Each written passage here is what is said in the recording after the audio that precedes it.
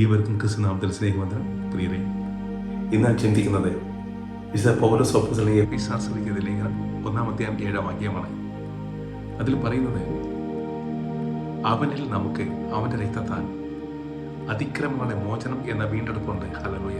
പ്രിയരെ, അനാദികാലം മുതൽക്കേ നാം ക്രിസ്തുവിൻ്റെ മരണത്തിലൂടെയും ഉദ്ധാനത്തിലൂടെയും വീണ്ടെടുക്കപ്പെടണമെന്ന് പിതാവാദി നിശ്ചയിച്ചുറപ്പിച്ചു. ആകയാൽ നമ്മുടെ പാപങ്ങൾക്കെല്ലാം പ്രായശ്ചിത്തമായി അവനെ ക്രൂശിക്കാൻ ഏൽപ്പിച്ചു. തിരിച്ച് മരണത്തിൽ നിന്നും അവനെ ഉയർത്തെഴുന്നേൽപ്പിക്കുകയും ചെയ്തു. മരണത്തിൽ ഒന്നും ചെയ്യാൻ അവനെ വിജയിക്കാൻ സാധിച്ചില്ല. അതുപോലെയാണ് പ്രിയരെ, സ്നാനമേറ്റത്തിലൂടെ നമ്മളും അവരോടൊപ്പം ക്രൂശിക്കപ്പെടുകയും ഉയർത്തെഴുന്നേൽക്കുകയും ചെയ്തിരിക്കുന്നു. നമ്മുടെ പാപങ്ങളെല്ലാം കർത്താവ് അധികം ക്ഷമിച്ചത് അത് നമ്മുടെ നല്ല സ്വഭാവം കൊണ്ടോ നമ്മുടെ നല്ല നടപ്പുകൊണ്ടോ അല്ല, അവിടുത്തെ മഹാകൃപയാലാണ് നമ്മെ പാവത്തിൽ നിന്ന് വീണ്ടെടുത്തത്. ആയാൽ പ്രിയരെ, നാം ഇന്നും ജീവിക്കുന്നവരാണ്. ഇരുട്ടിൻ്റെ മക്കളല്ല, പ്രകാശത്തിൻ്റെ മക്കളാണ്. ആകയാൽ നാം സന്തോഷിക്കുകയും ആനന്ദിക്കുകയും ചെയ്യണം.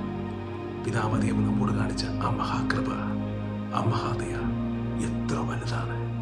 കണ്ടാലും എത്ര വലിയ സ്നേഹമാണ് പിതാവാദൈവം നമ്മോട് കാണിച്ചിരിക്കുന്നത്. ഹല്ലേലൂയ.